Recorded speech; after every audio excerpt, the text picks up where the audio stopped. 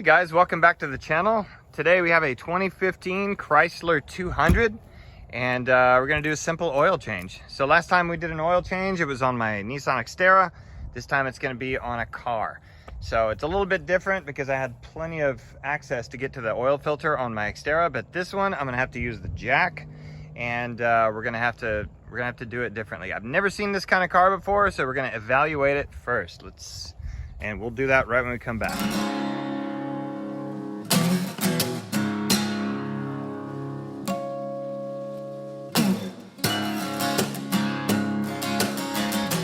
Okay, so I cannot find the oil filter that's on top, so that means it's probably underneath.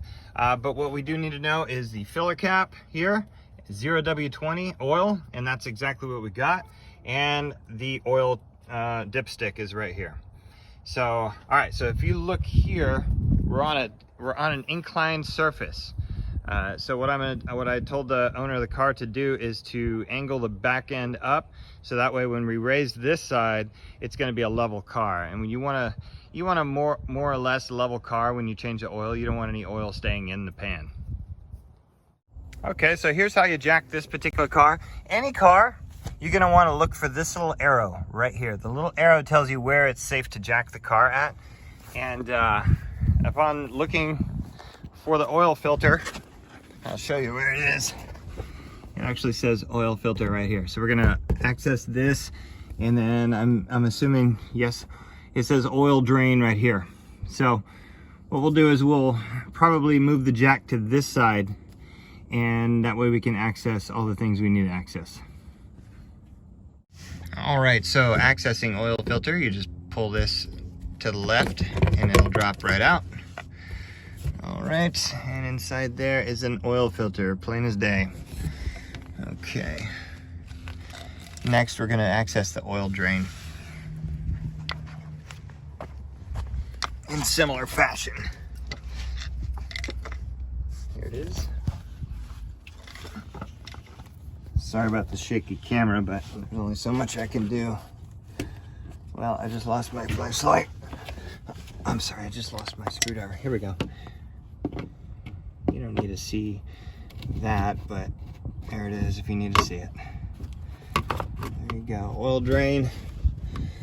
Whoever did it last time did a bunch of blue goo all over it.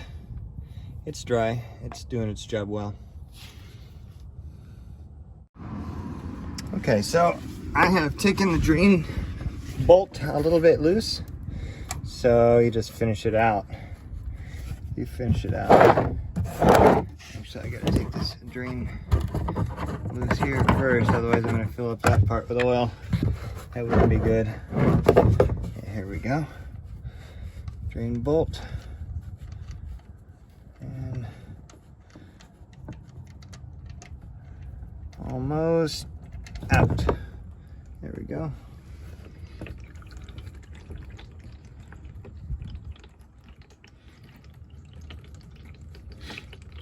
Now you want your car to be warm when you change the oil, because if you imagine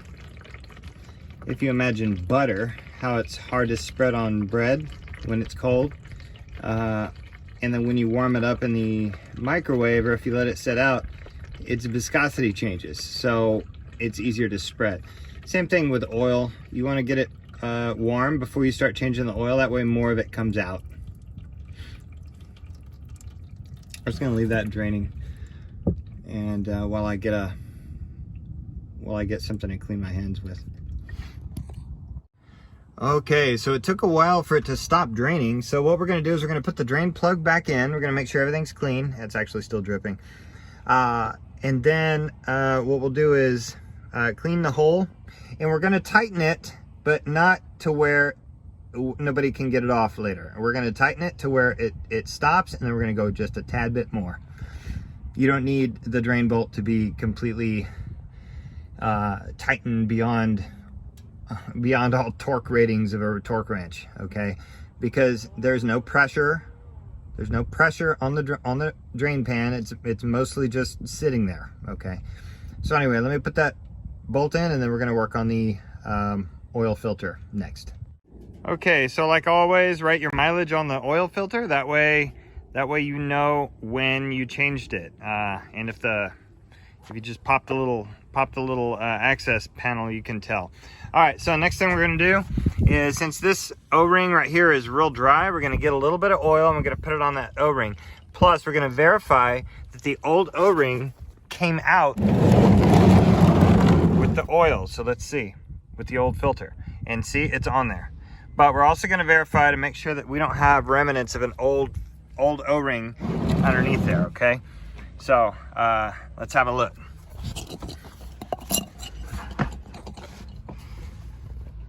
Okay, it's completely clean. There's no remnants of an old oil filter in there. All right, I'm sorry, an old O-ring. So we're gonna screw it back on and proceed with filling it up. Okay, so last step is check your oil capacity. The capacity on this 2.4 valve Chrysler 200 is gonna be 5.5 quarts. So notice we only have 5 quarts in here. So what we're gonna do is we're gonna fill it completely with that, and then we're gonna start the engine and check to see how much of that last half a quart we actually do need. I do have an 0W20 also here. Again, I have more oil just in case I need it. But go ahead and fill it. If it's 5.5 quarts, we're gonna put this whole 5 quart in there and check it again. Okay, now that the car has started, we're gonna check for leaks. So go underneath and have a look. See if it's leaking out of the drain bolt, which not yet. Okay, and also we're gonna look for the oil filter. We're gonna look for any kind of drips that might develop.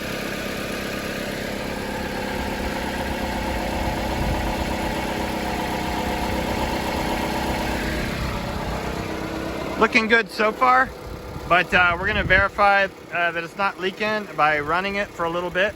Just check it, and then we're gonna switch it off.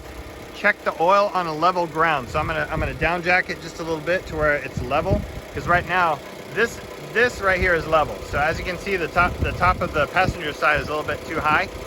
We're gonna down jack it just a little bit to check the oil level. Okay, last step, we're gonna check the oil level to see how we're sitting. We only put 5 quarts. It's a 5.5 quart system, so it should be okay just putting 5 in. So let's check.